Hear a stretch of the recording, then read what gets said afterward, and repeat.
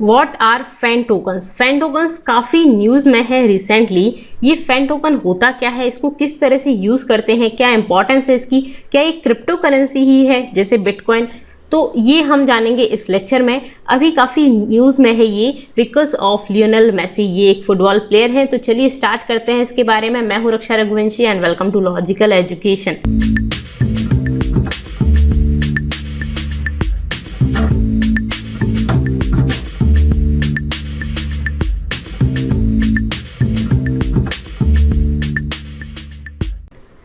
आप मुझे Telegram, Instagram और फेसबुक पर फॉलो कर सकते हैं। टेलीग्राम पर आपको मेरे वीडियोस की पीडीएफ मिल जाएंगी, प्लस इंस्टा पर आप मुझसे क्वेश्चंस भी कर सकते हैं। और अगर अभी तक आपने चैनल को सब्सक्राइब नहीं किया है तो आप इसको सब्सक्राइब कर लीजिए, जिससे मेरे नेक्स्ट वीडियोज़ के अपडेट आपके पास आ जाएँ। चलिए बात करते हैं अब इसके बारे में। ये बेसिकली है क्या, क्यों न्यूज़ में है, ठीक है। तो एक फुटबॉल प्लेयर है लियोनेल मेसी, ठीक है। इन्होंने एक क्लब है पेरिस सेंट जर्मन, PSG ये क्लब है, इसके साथ साइन किया है अग्रीमेंट। देखिए ये जो लियोनेल मेसी हैं ये जो अर्जेंटीना है वहाँ के फुटबॉलर हैं, ठीक है। अर्जेंटीना की नेशनल फुटबॉल टीम है, उसके कैप्टन है। और ये जो PSG Paris Saint Germain club है उसके लिए खेलते हैं, ठीक है। उसके लिए क्या, फुटबॉल खेलते हैं, ओके। तो इस क्लब ने इनको कुछ फीस पेमेंट करते होंगे, ठीक है। तो जो अग्रीमेंट है उसमें ये इसको जो फ़ी पेमेंट करेंगे उस फी में कुछ तो मनी होगा, जो रियल मनी है वो, और उसका कुछ पार्ट जो है वो ये फैन टोकन के रूप में दे रहे हैं। ये जो क्लब है वो फैन टोकन के रूप में इनको पार्ट दे रहा है, कुछ पार्ट, ठीक है। जितना भी इन्होंने साइन किया है उसका कुछ पार्ट तो ये पैसे में देंगे और कुछ पार्ट फैन टोकन्स के रूप में देंगे, ओके।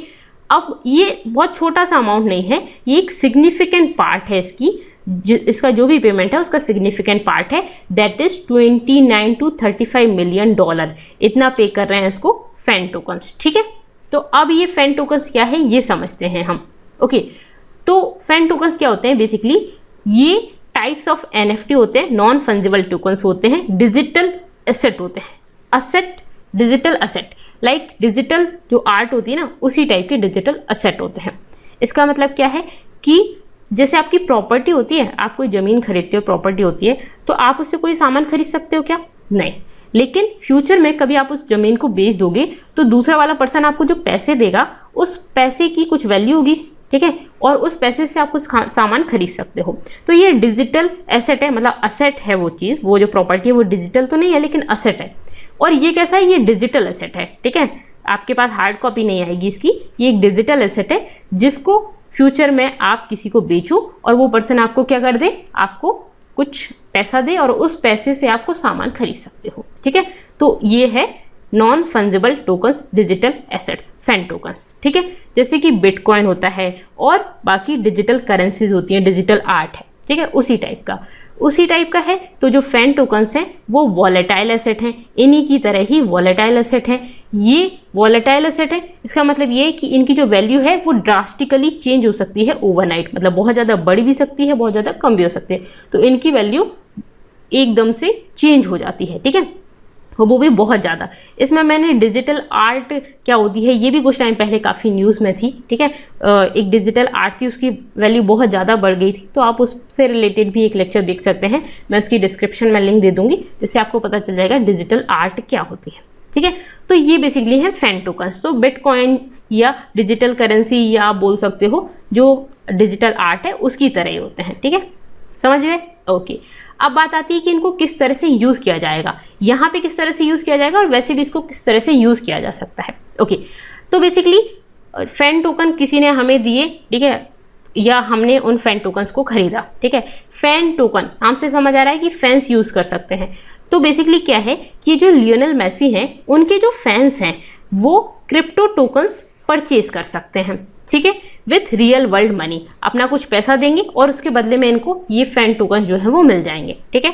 तो इनके फैंस ये क्रिप्टो टोकन परचेज कर सकते हैं अपने पैसे से, और उसके बदले में क्या फ़ायदा होगा इनको, इससे क्या करेंगे ये एक्सेस गेन करेंगे to exclusive content and AR games, augmented reality games. Basically ये जो PSG जो ये क्लब है उस पर कुछ एक्सक्लूसिव कंटेंट होगा, उसका ये यूज़ कर सकते हैं, उसको एक्सेस कर सकते हैं। और इसमें ये कुछ गेम्स वगैरह जैसे कि ऑगमेंटेड जो रियलिटी गेम्स होते हैं जो स्मार्टफोन्स वगैरह में खेले जाते हैं 3D में, जो आप एक्सेस कर सकते हैं।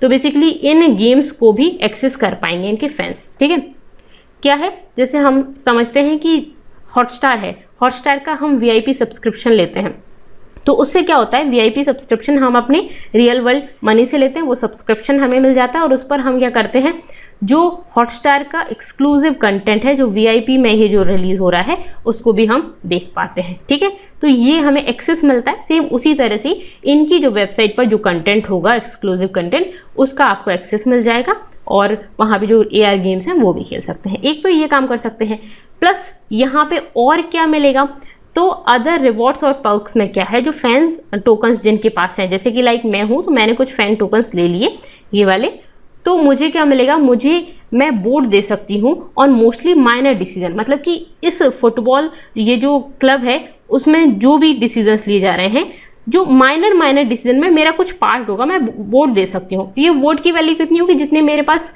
ये जो फैन टोकन मैंने खरीदे हैं उसकी वैल्यू होगी।